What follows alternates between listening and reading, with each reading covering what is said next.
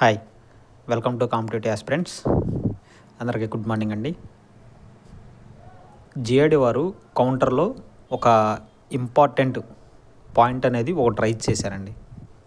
అది ఏమిటంటే ఇక్కడ స్క్రీన్ మీద పడుతుంది చూడండి. దాని యొక్క సారాంశం ఏమిటంటే 15202 అనే కేసుకి జిఆర్డి వారు మన 27వ తారీఖున జరిగిన దానికి కౌంటర్ అయితే ఫైల్ చేశారు. అయితే దాంట్లో ఒక ఇంపార్టెంట్ పాయింట్ ఏమిటంటే మెయిన్స్ తర్వాత న్యూ కేసెస్ పరిగణలోకి తీసుకోవడం జరగదు అని చెప్పడం జరిగిందండి. అంటే మన అభ్యర్థులు రోస్టర్లో మిస్టేక్స్ ఉన్నాయని మెయిన్స్ తర్వాత న్యూ కేసెస్ అనేవి ఫైల్ చేశాం కదా. ఆ ఫైల్ చేసిన కేసులు అనేవి తీసుకోవడం అనేది చట్టపరంగా అనుమతించబడదంట అని ఈ ఇంపార్టెంట్ పాయింట్ని రైజ్ చేశారు. ఈ పాయింట్ ఎలా అయినా సరే మన అభ్యర్థుల్ని కొంచెం ఆందోళనకరంగానే చెందుతున్నారు. ఎందుకంటే నేను కూడా చెందాను. ఎందుకంటే ప్రిలిమ్స్ క్వాలిఫై కానటువంటి వారు కేసు వేస్తే వాళ్ళు ప్రిలిమ్స్ కూడా క్వాలిఫై అవ్వలేదని ఏజీ గారు బలంగా వాదించారు.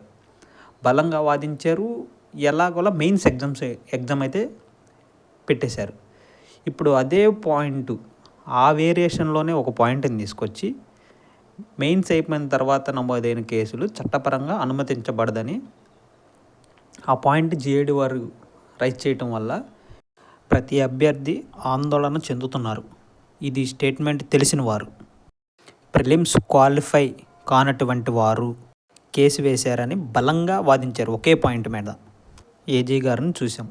ప్రిలిమ్స్ క్వాలిఫై కానటువంటి వాళ్ళలాగా మెయిన్స్ రాసిన వాళ్ళు కూడా లాస్ అవుతారు ఏమో, రోస్టర్ మిస్టేక్స్ క్లారిఫై అవుతాయా లేదా అనేది నాకైతే ఫుల్ డౌట్గా ఉంది. ఏదేమైనా మన అభ్యర్థుల కోరిక మేరకు మనందరికీ న్యాయం జరగాలి.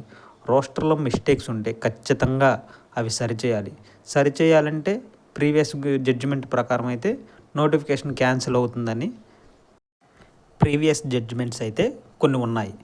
సో ఈ రీసెంట్గా మన గరికపాటి గారు కూడా ఏం చెప్పారంటే రోస్టర్ మిస్టేక్స్ వల్ల నా ఉద్యోగాన్ని కోల్పోయాను అని ఒక వీడియో బాగా సోషల్ మీడియా హల్చల్ అవుతుంది. రోస్టర్ మిస్టేక్స్ ఉంటే అంత ప్రభావం అని చెప్పేసి గరికపాటి వారు కూడా ఏం చెప్పడం వల్ల చాలామంది నిరుద్యోగులు ఆశగా ఎదురు చూస్తున్నారు. రోస్టర్ మిస్టేక్స్ ఉంటే ఖచ్చితంగా నోటిఫికేషన్ అది క్యాన్సిల్ అవుతుంది అది ప్రతి ఒక్క అభ్యర్థికి అర్థమైందనమాట.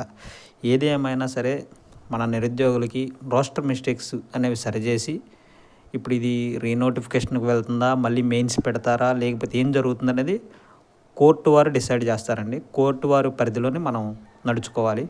సో రేపైతే నాకు తెలిసి బలంగా వాదనలు జరగవచ్చు. ఏంటి అనేది చూద్దాం. అభ్యర్థులకి మంచి జరగాలని నేను కోరుకుంటున్నాను.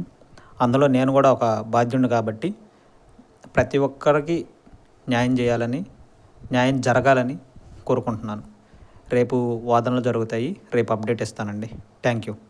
మన ఛానల్ అందరినీ సబ్స్క్రైబ్ చేసుకోండి. మరిన్ని ముఖ్యమైన ఇంపార్టెంట్ దీనికి సంబంధించినవి కానీ వస్తే మన ఛానల్లో అప్డేట్ ఇస్తాను. థ్యాంక్ యూ అండి.